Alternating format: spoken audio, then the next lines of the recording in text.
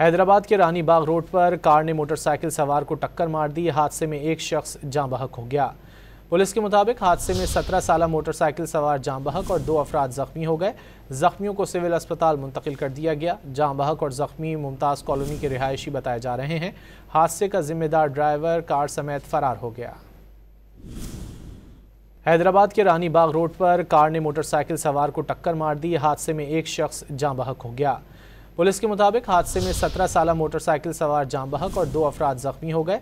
जख्मियों को सिविल अस्पताल मुंतकिल कर दिया गया। जाँ बहक और जख्मी मुमताज़ कॉलोनी के रिहायशी बताए जा रहे हैं। हादसे का जिम्मेदार ड्राइवर कार समेत फरार हो गया। हैदराबाद के रानी बाग रोड पर कार ने मोटरसाइकिल सवार को टक्कर मार दी। हादसे में एक शख्स जाँ बहक हो गया।